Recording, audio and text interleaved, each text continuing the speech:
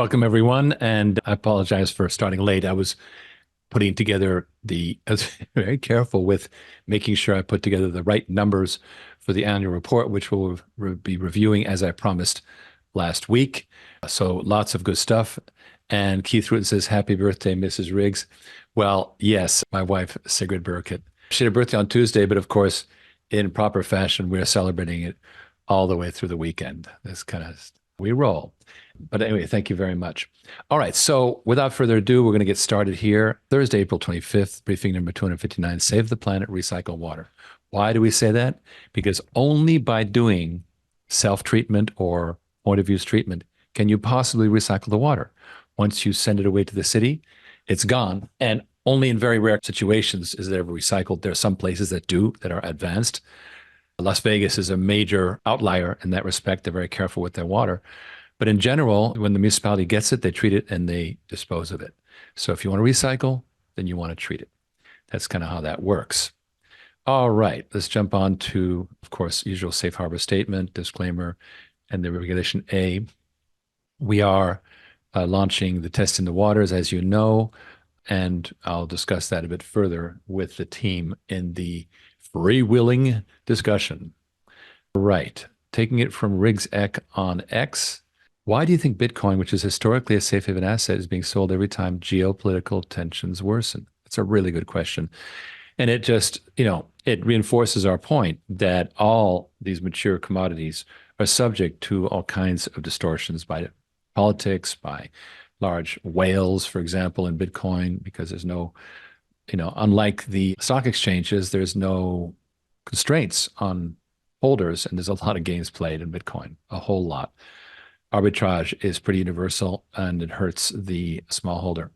So the point I'm making is that it pays to be a founder level investor in a new investable asset, water. All right. Forget about ships. China is coming for ships. What does that mean? Well, but this is a story from foreign policy. And the reason why it's in this odd environment is because it's the web archive, right? And allows us, this is actually a backdoor way to get around paywalls, for example. But anyway, here's what's going on. U.S. shipyards manufacture fewer than 1% of the cargo vessels that ply the global seas.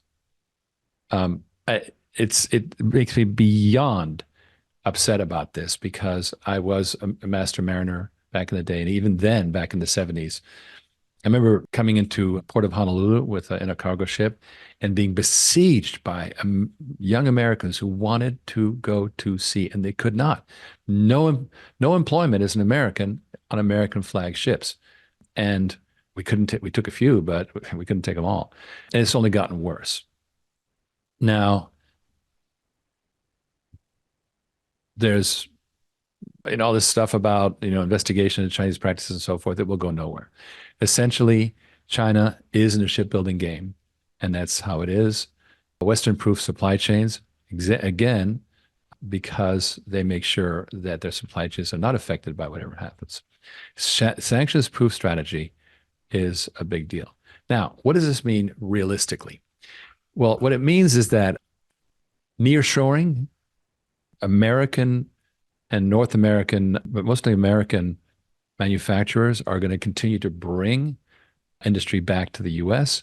There's obviously going to be a boom in modern automated factories using AI and, of course, integrating, modern advanced modular water systems.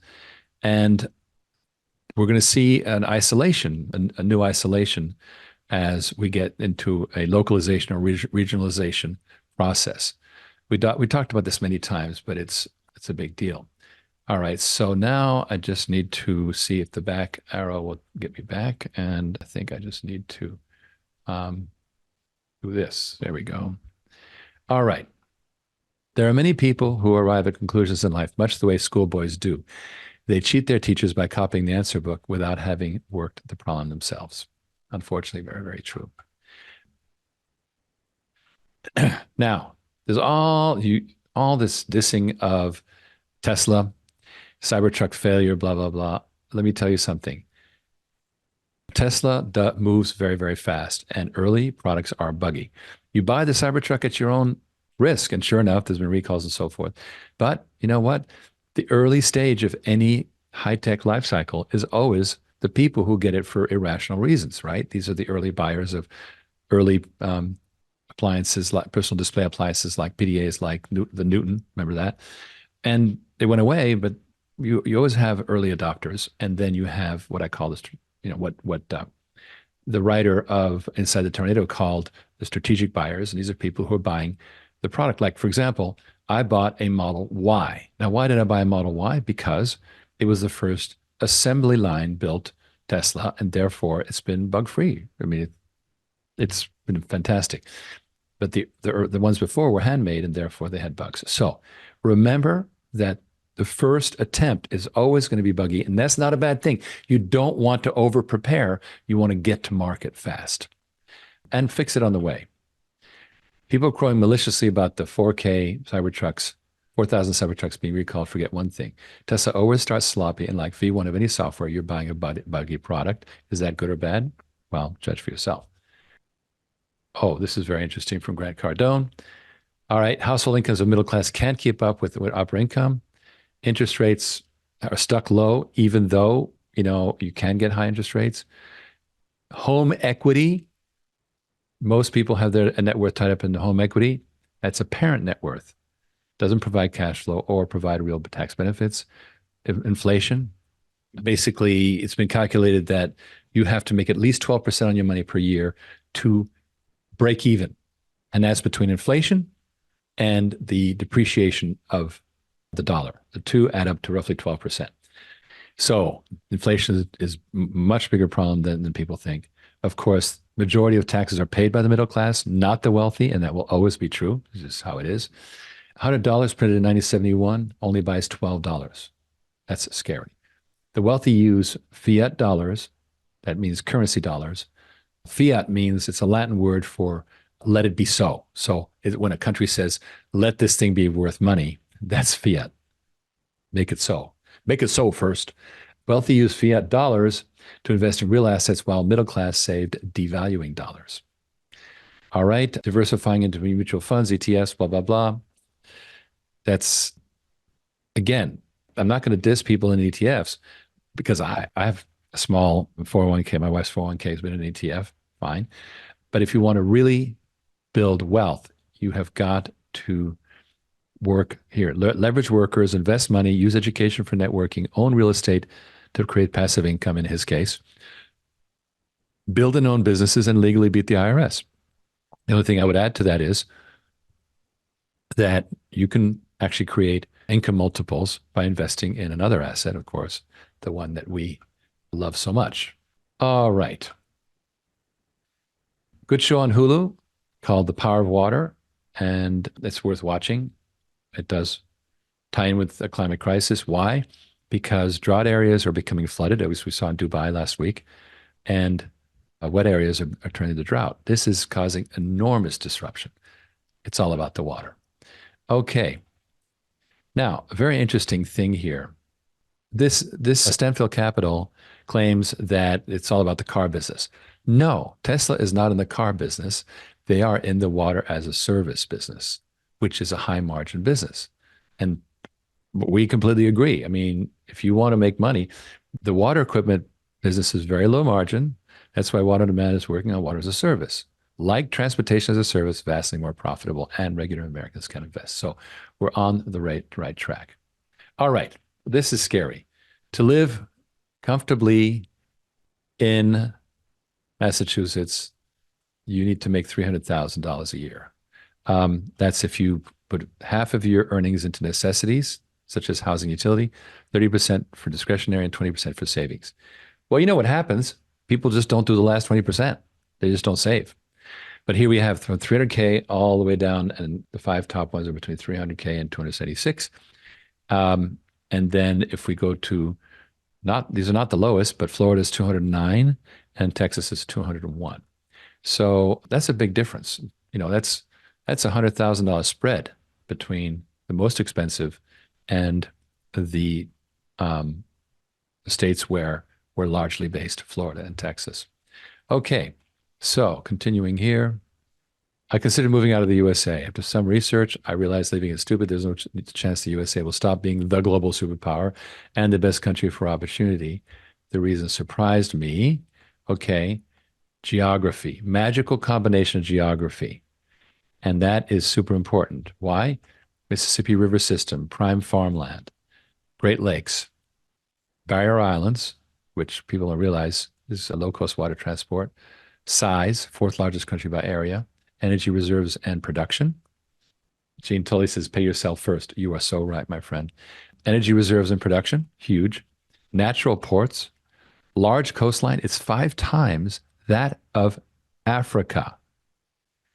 Part of this is because Africa has few inlets and large bays, 3 times more coastline than Europe. More coast means controlling more ocean in your own country's exclusive economic zones. These blue areas are what's called exclusive economic zones. And what that means is that these are areas that I believe they are 200 miles.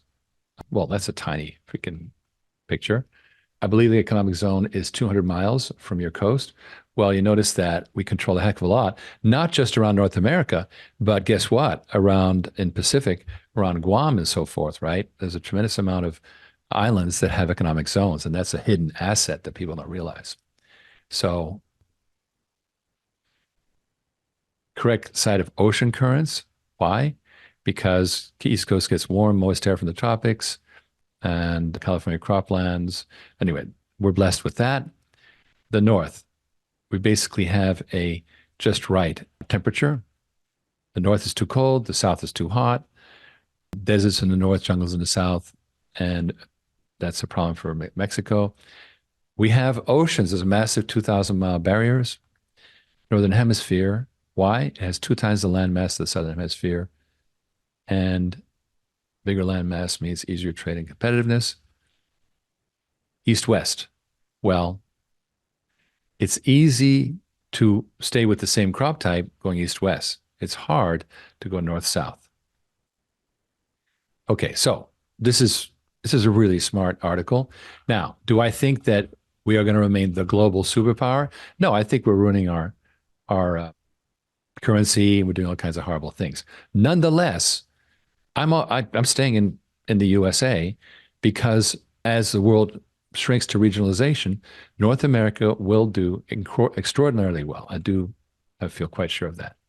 Okay, now here is a little clip from what Ken was saying with Kevin Harrington. I apologize. Let's see what he said. The average investor has never had the opportunity to get involved in something in the very early stages, in its founding stages. I'll give you an example. You and I are old enough to remember Ma Bell and the Baby Bells. Right. There were no investors in Ma. It just plodded along. Right. You know, it just gobbled stuff up. You know, when it broke up and the Baby Bells were born, that gave birth to the modern telecom industry and to the modern internet industry. Right. If you were just a retail investor 25 years ago and bought a couple of stocks like American Tower, AMT on the big board, right, $10,000 investment today would be worth almost $300,000. The average investor doesn't get that. Right. OriginClear is the only company in the water space that's exclusively working with individual investors, giving them an opportunity to actually invest before the institutions come. Gotcha. That's awesome. Rare. Nice. This is a great opportunity because the demand is there, and now you have a product and an opportunity for people to participate. Boom. All right. So Gene Tully asked a question about the SPAC that we are merging with. We cannot comment publicly about this. It is not our place, but I can tell you this. If you have any questions about the SPAC, please connect with Ken. I can only tell you that there's things are going as well as they expected. There's really no issues, but we cannot comment publicly. It's just how it is. All right, continuing here. I hope you guys are following RigZec because I'm zooming past a bunch of stuff that's good, but I'm not going to waste a lot of time here. So 30-year mortgage rate zooms past 7%. That's why people will start renting, or they move into mobile homes, which are trailer parks and RV campgrounds. People are starting to live full-time in RVs. And certainly the trailer parks are booming. That's why Grant Cardone, I heard him myself say on an X space, I'm investing $2.6 billion in trailer parks. And that's why we are focusing on trailer parks. Okay, now what about this darn capital gains, the 44% capital gains? I say, Do not freak out. Don't freak out. Here's why. You must always worry about making money first. Then you can always worry about the taxes, but you've made your money. It's the old, 100% of nothing argument. Make a bunch of money.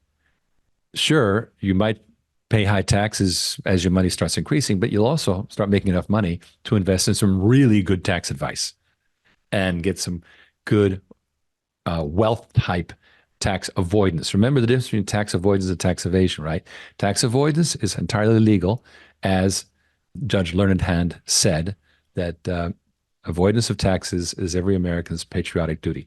I'm paraphrasing him, but you have the right and the duty to avoid taxes, not to evade them. So what we're saying is, don't get all freaked out about taxes. Make sure you make the money, and then you can worry about avoiding taxes. Okay. And then continuing here, this is a very interesting one. People don't realize, guys and gals, I use RoboForm, but get a good password manager with nice long passwords. Look, if you have 12-character password with upper and lower case letters, it's 4 million years to crack. I think that's probably plenty of time, right? So, and also don't have the same password for everything. Something like RoboForm will generate different passwords for every single site. So even if one site gets hacked, the rest are going to be okay. Now, this is an interesting, very interesting stat.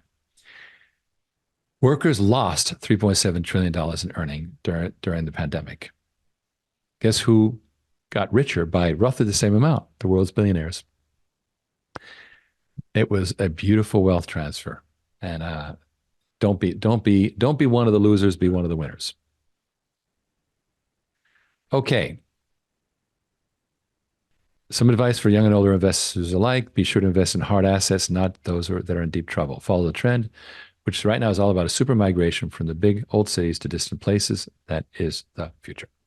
All right. Well, that covers the X feed. And again, do follow RigZec, because, there's a lot of good debate going on in there that I don't really cover here because we don't have that much time. It's only the biggest stories. Colin Sherman passed away recently, and he was the operations manager at Modular Water Systems. And here is a memorial from Dan Early, the general manager of Modular Water Systems.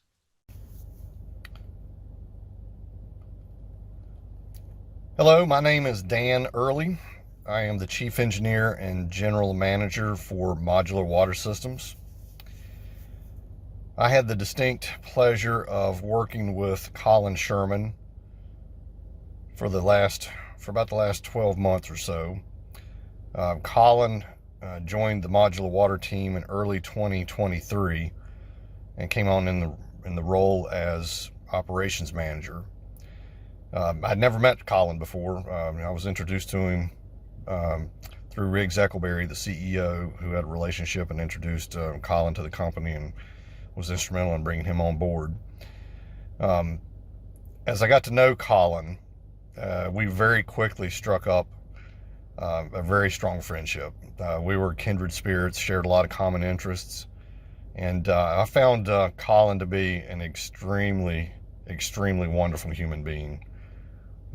He was intelligent, he was smart, he was witty, very, very professional.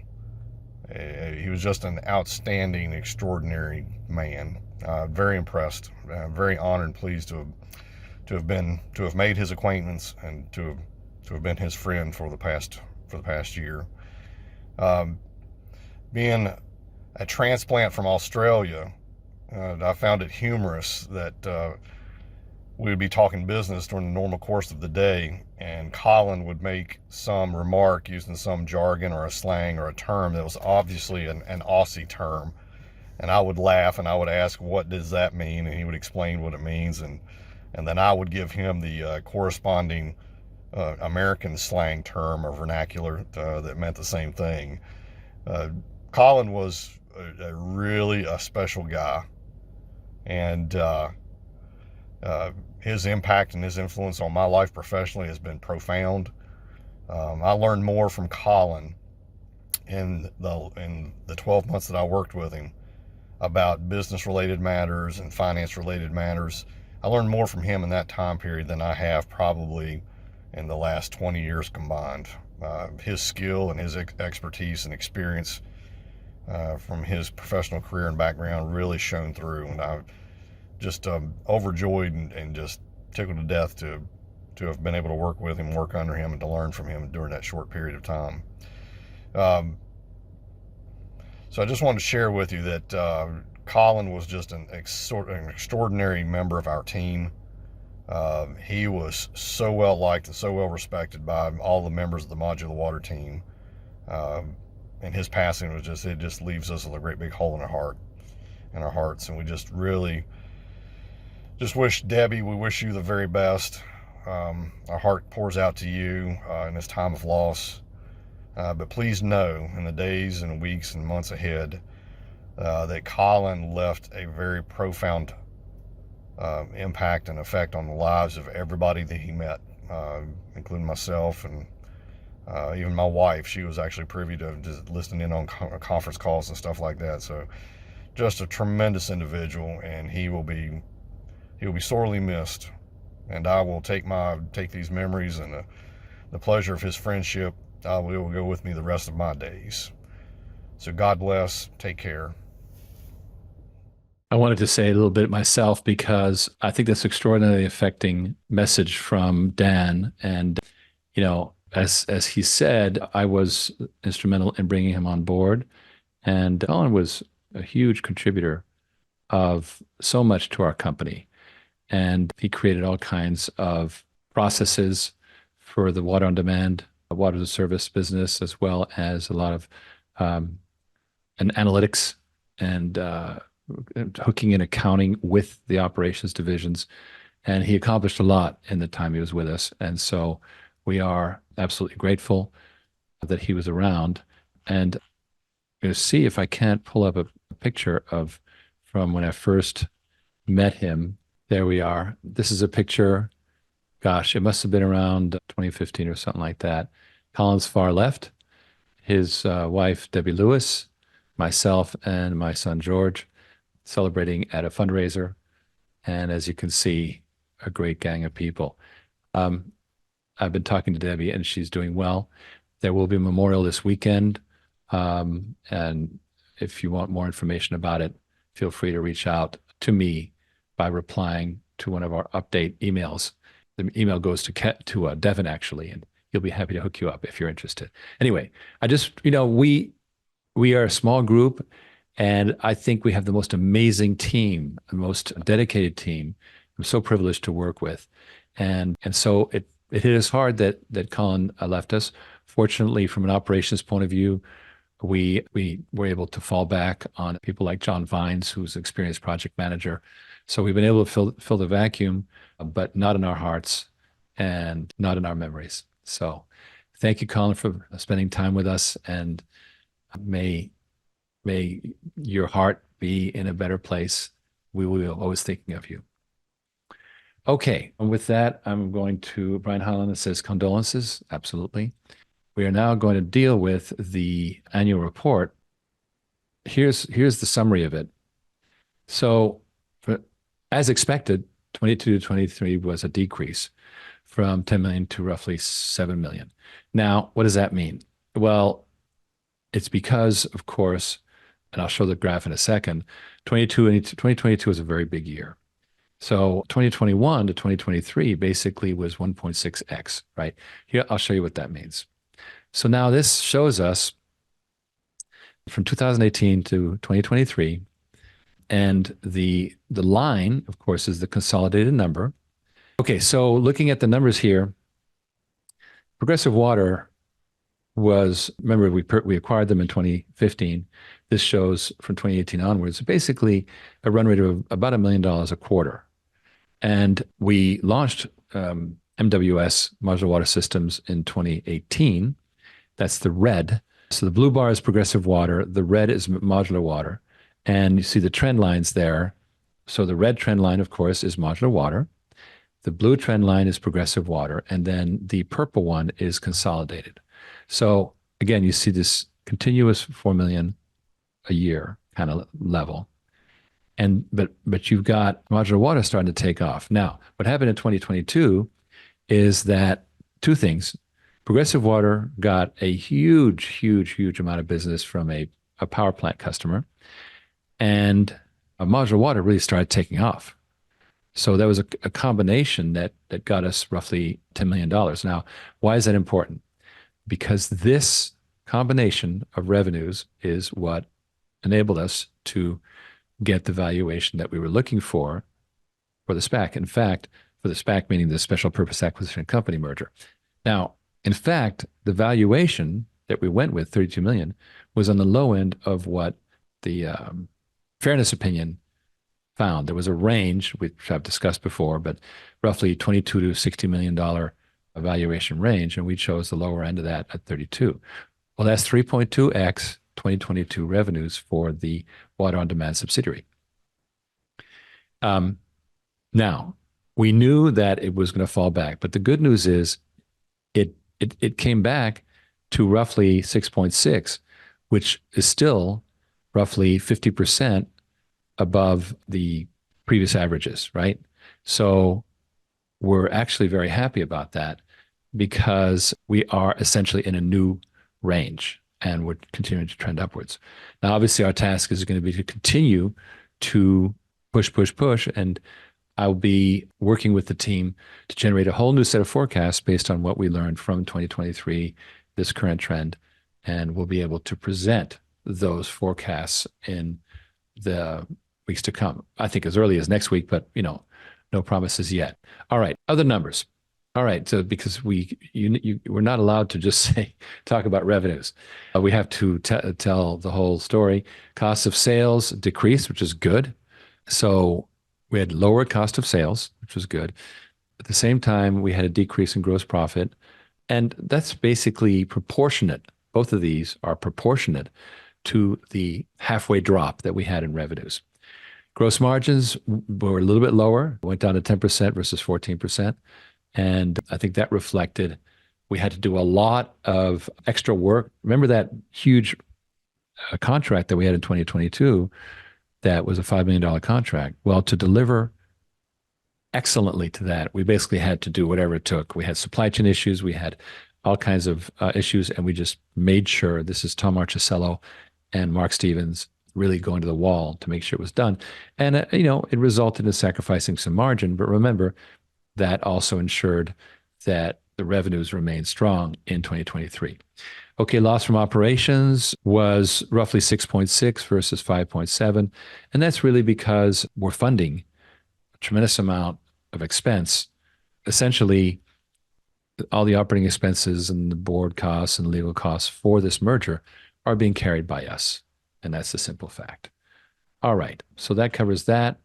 And then we have it behind the scenes. I was on Tuesday in Blue Water Media, which is Infomercial Central, and there was a bunch of material recorded. Here's a behind the scenes clip. Let's take a look, just for fun. What are you doing? Well, I'm, talent. I don't know nothing. I read off the teleprompter. That's what I do. Oh, I wrote it. That's right. Oh, yeah. Riggs, can you take a step to your seat to your left? Yep, scoot to your left about 4 inches. There you go. Perfect. 4, 3. Hi, I'm Kevin Harrington. I'm an original shark from the hit television show Shark Tank. I'm here with Riggs Eckelberry, the founder of OriginClear. OriginClear is a 16-year overnight success, and they're sponsoring a subsidiary that is planning to merge onto the NASDAQ. Well, this 16-year story, of course, is a story of a lot of learning experiences. Yes. You and me don't have good opportunities to invest in anything good. Anyone out there can get involved, but you have to sign up right now to find out more about OriginClear's crowdfunding offering. There's no obligation, but this could be an amazing early opportunity. Please check out the website below, and I'm going to tell you, it's originclear.com. today. Thank you. For the win, NASDAQ for the win. We're going to be ringing that bell, baby. Ring that bell.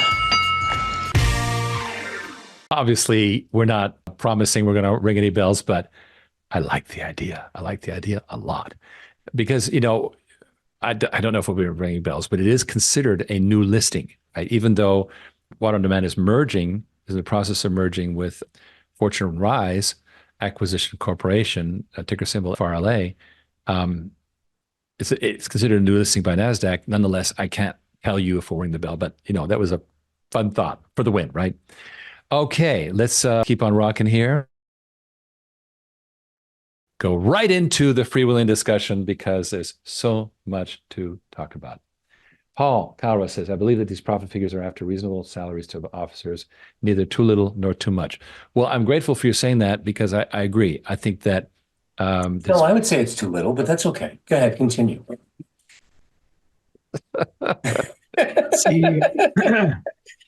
See, well, when a dozen eggs is like up to $8, you don't. Well, that's true, right? It's not, Paul. We're not keeping up. Our salaries are not increasing with the price of eggs. Let's put it that way.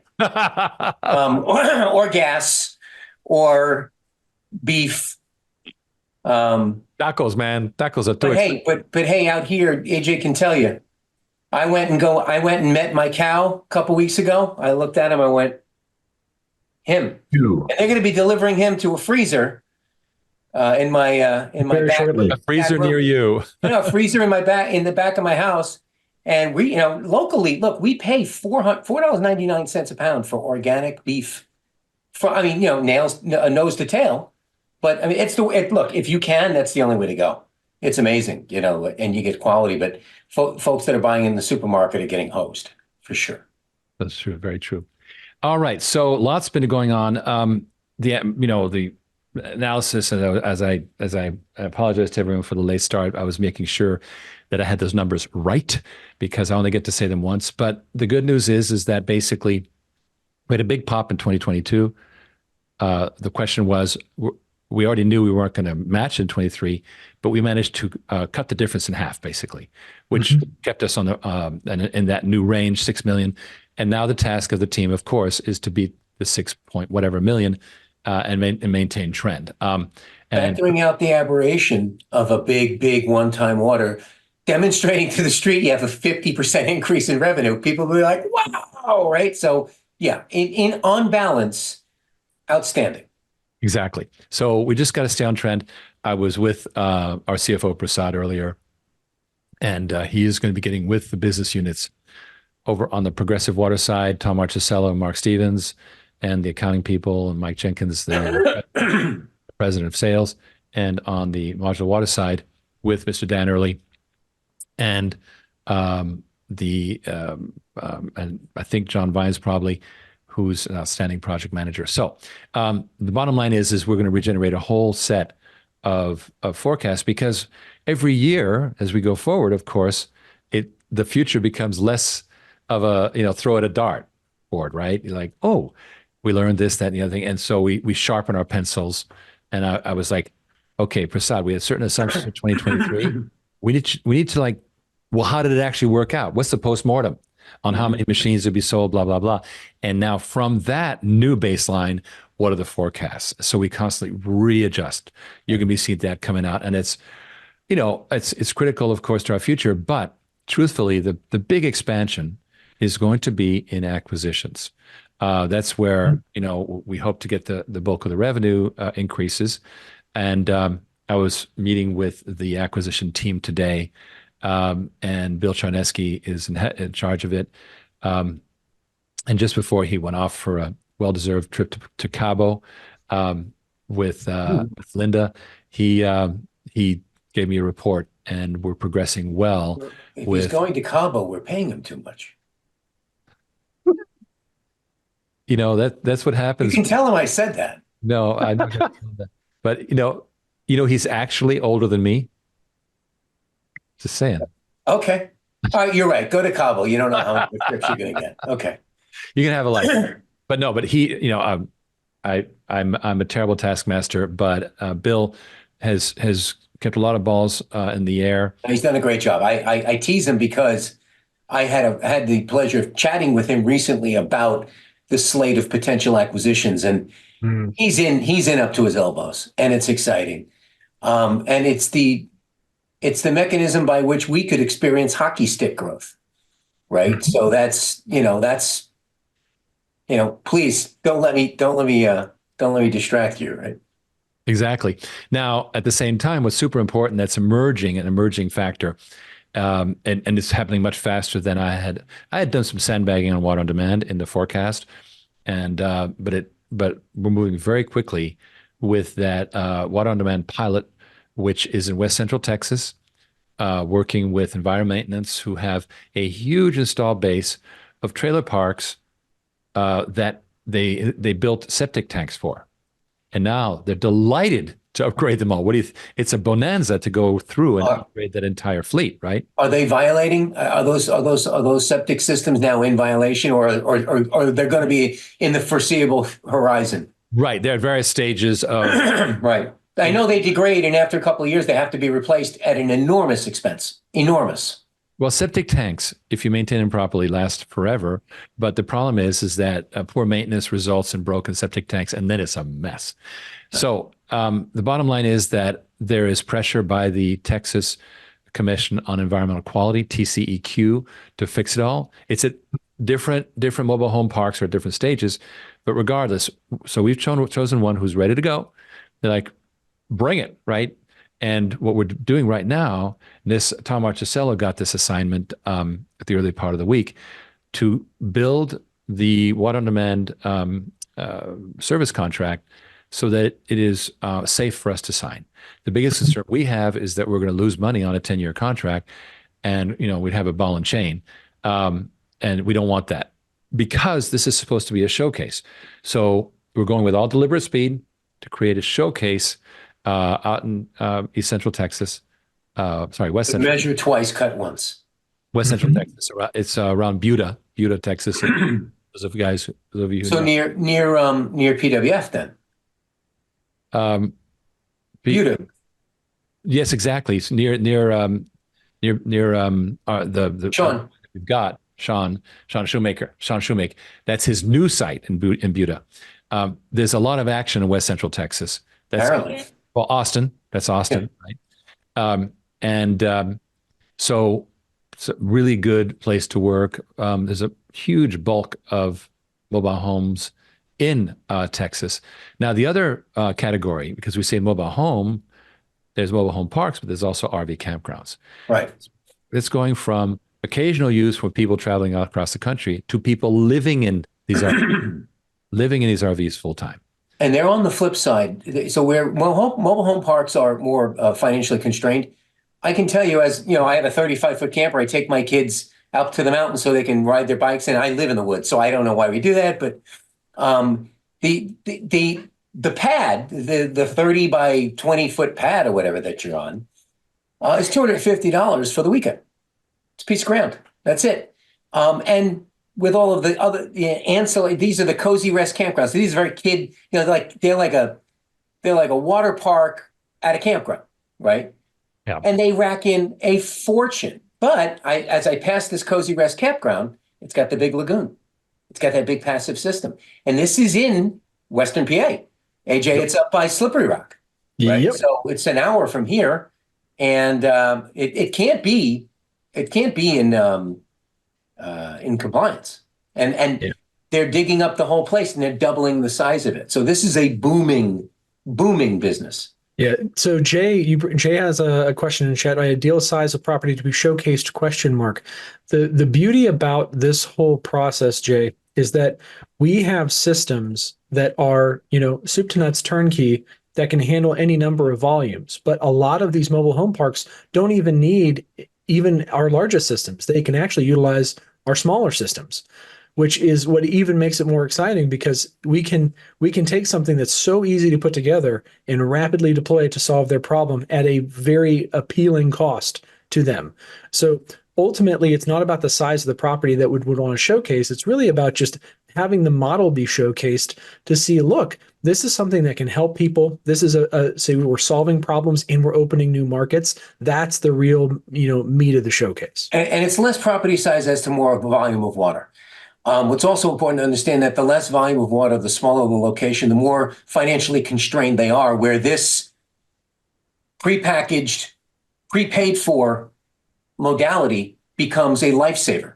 Yep. There's hundreds of billions of dollars of campground and or mobile home park property that is, what was the term? AJ, we were talking with David earlier. You used it, but I've said it's essentially locked. It's landlocked. I don't remember the term we used, but you used a good word. And I was like, I remember that. And of course, it was 10 minutes ago, so I forgot. But so there's billions of dollars that can be unlocked by bringing these properties into compliance. Anybody who's ever taken out an FHA loan knows that if your railing is wrong on your front porch, they're like, no, you can't close the loan. So There are constraints. Well, when your entire water system is out of compliance, there's no way you can refinance or sell it. You cannot sell it or refinance. That leaves hundreds of billions of dollars of property locked up. It's not an accident that Grant Cardone selected a $2.6 billion investment in this space. As the economy gets worse, and we joke about the economy, but look, if you are in the lower middle class, there's nowhere to go below that. So mobile home parks become a place for people to own their own home and to live far less expensively than, like, let's say, in the city.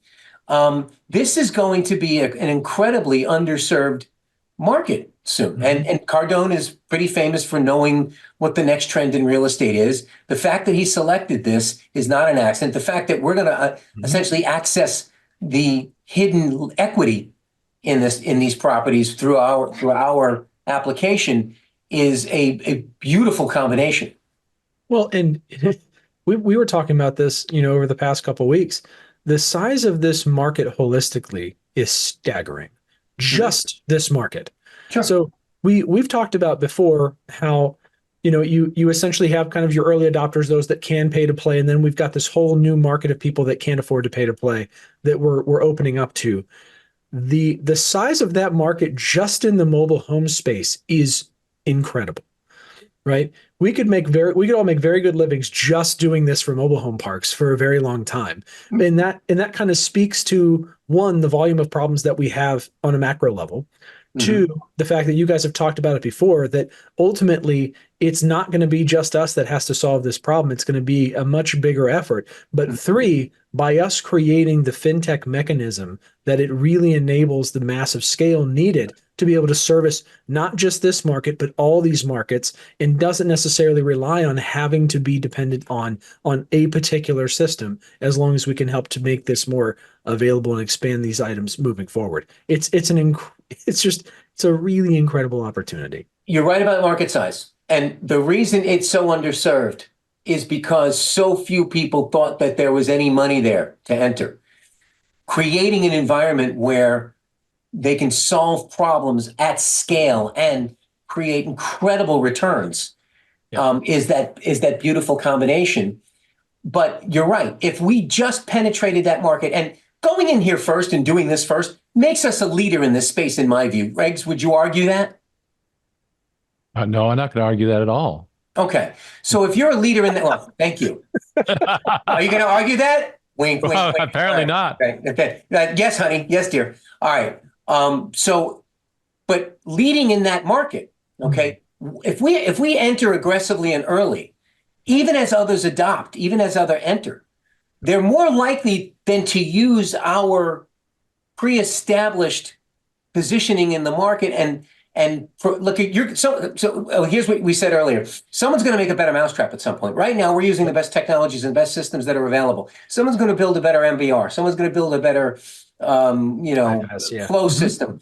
The point is, if you build the best water system in the world tomorrow, great. You know what we're going to do? We're going to have you build it inside our unique patents, and then provide you access to a market you never dreamed of having, which is the folks that can't write a check, which you could never capture without this mechanism being in place. That makes us technology agnostic, which allows us to never outgrow ourselves or never outcompete ourselves.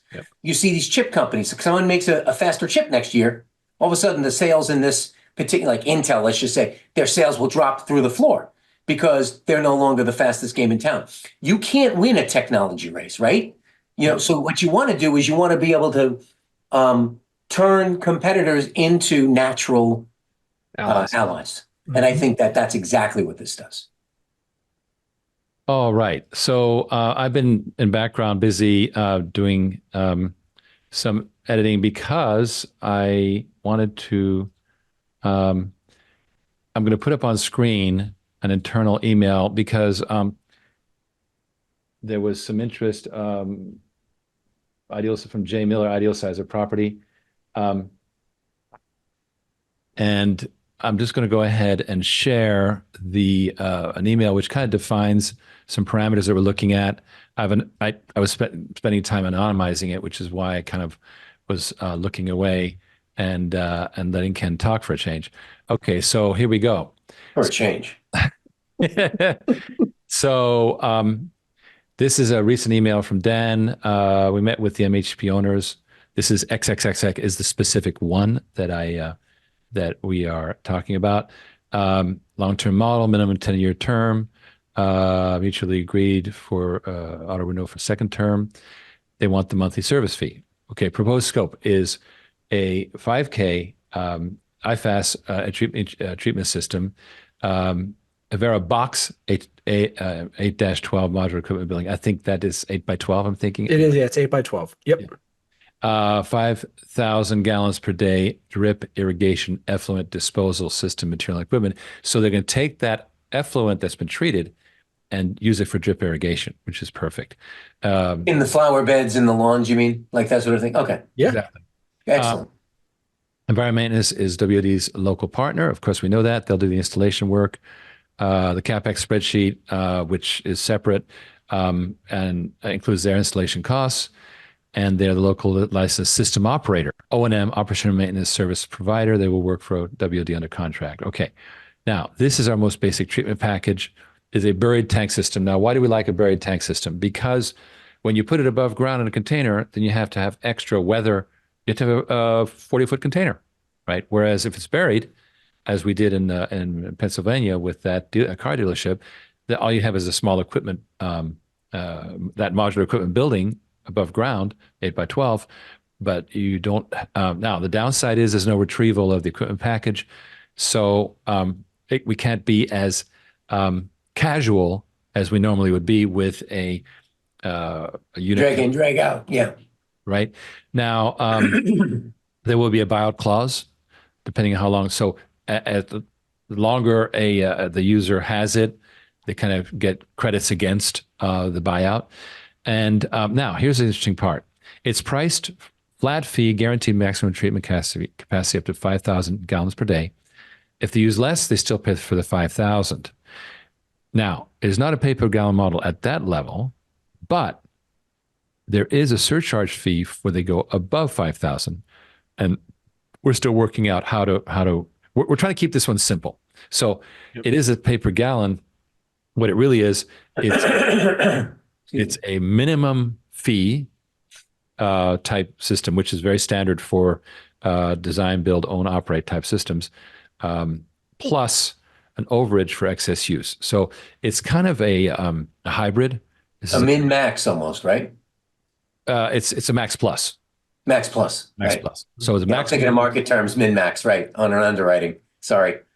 Yeah. So what we're trying to do here is not complexify it, because the most complex part of this, of course, is the contract.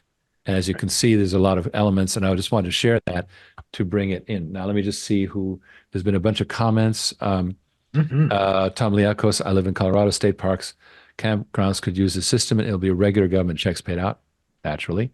And then, so hopefully, Jay, I can't answer ideal size of property to be showcased just because I don't have the number of doors or the number of trailers that we're even talking about with this particular MHP. What you see, what I just went over, is what I know, but the data is out there being looked at. Okay, and he also says, Riggs, is it fair to say that the average household uses about 100 gallons a day? That seems about right from what I remember ish. Okay, so it's 50. It's 50 units. That's Right. 50 units. It could be. But what I mentioned to Jay earlier was we're not referring to property size or number of doors. We're referring to flow. Because look, the number of doors will ultimately end up being reflected in the flow max capacity anyway. They'll have that figured out. They'll go, okay, how many doors? This is how many gallons you need. They'll have that formula figured out. But this is part of that pilot. But again, just to clarify, these are some of the smallest systems that we make. You know, we can do up to 50,000 gallons per day on one of Dan's systems. So to give you just a sense of scope, right? Like when I say we can make these nice and compact and small and service a lot of these communities, we absolutely can, because we can certainly do them a heck of a lot bigger. Okay, I wanted to address Paul Calra's comment. He says, for mobile home parks to become more receptive, starting in Florida, you need to start hobnobbing with politicians so that they don't begin to tighten the rules on mobile home parks. Political contributions will help too. Well, that's actually something that we don't do. Here's why. When it comes to lobbying, we're a small fish.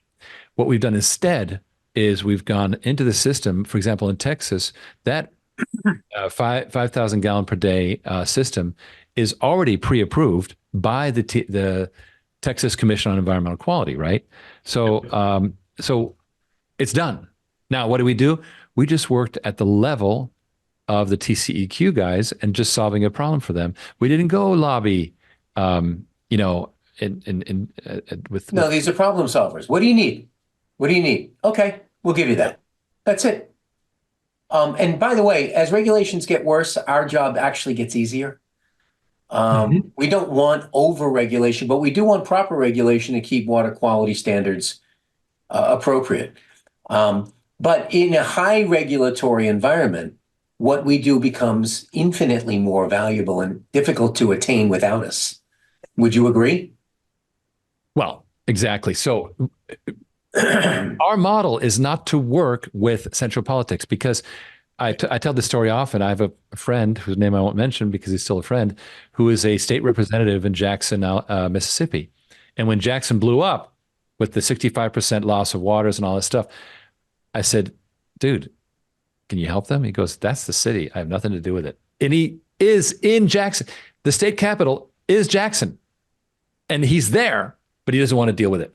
So not in my backyard, or not my job. Right. It's like, not my table. The famous saying, the way in this, was it Katz's New York Deli, some New York deli, and the, hey, waiter, can I have a light? Not my table. Right. So it's very, very tough New York style. Very cynical. Very cynical. But the truth is that operating at state level is we're not that big a fish. We're better off. We're solving the problems of the local EPAs. In Alabama, it was whatever it's called for that Troy, Alabama site. And then it was Neville Home Park, which was, I think, in PA. Yep. So in a way, although it's a massive space, it's a small business. These engineers talk to each other, right? So one locality says, no, this solves our problem. Next thing you know, other localities. Yeah, I mean, I had the benefit of being able to do a ride along with Dan yesterday, and with one of our kind of area reps, V Systems, and got to go around and actually sit in on a couple of conversations that they were having with various people. And it's really interesting to be able to see the way that they converse, right? So many of these guys, they've got jobs that are, backlogged or packing up for years in advance. And they're just saying, hey, we've got this stuff here. Can any of this help you? And you sit there and you look at the wheels turn, and these guys go, I really like this pump. I could use this pump here, and here. I could use this here, and here. I'm going to get back to you guys because I definitely want to do this. And he starts asking more questions and more questions. And you recognize, guys, like these are the way that you get into the room. This is how you start to become well known. And as we start to be, permeate more of these markets, it just becomes easier and easier for them to use us more and more and more. Right. Well, it becomes a lot of crosstalk. Yep. AJ, incidentally, is a okay, guys, we're out of time. I'm sorry. Oh, no. We could sit here and chat all night, and that's a lovely thing. But we are way over time, and kind of don't want to turn into a pumpkin. Exactly. Now, there is a very, last thing I want to say was a tremendous amount of our business is through manufacturing sales reps. And they control a lot of these relationships that you're talking about with consulting engineers, et cetera. And there's a very, very good testimonial with Jim Connor that is specifically about the mobile home park, the Neville home park one. I will play that next week because this really underlines the acceptance and the demand for it. So it's a sweet spot for us. I believe it's our killer app. We're going to focus on it. If you want to know more, talk to Ken, because you know what? He is the man in the know. And with that, I also wanted to ask you, please, to fill out your Zoom survey. It gives us vital information. And by the way, IFAS, if you want to know what a 5,000 gallon per day IFAS system, that's integrated film activated sludge, is basically a way to use bacteria to treat on a biofilm to treat your water. And it's comparable, often compared with membrane bioreactors, which is a kind of a more of a like a stomach kind of system where it all kind of goes around in a so film versus stomach. I'm trying to be very basic here, but those are the two approaches that we have in our systems: integrated film activated sludge, or the membrane bioreactor, which is more of this stomach kind of system. I hope I'm not being too gross, but it is, after all, it is a wastewater business. It is sanitation. All right, Kevin has posted for everyone the testimonial videos. Feel free to take a look, but I will play the Connor one next week, and I will flesh out some of the forecasts as well. So stay tuned. It's been great having you all. Really great chatting, and I'm glad I didn't play that podcast because it was much more interesting talking to you guys. So thank you very much. Good night. Good night, everybody. Be good. Have a nice weekend.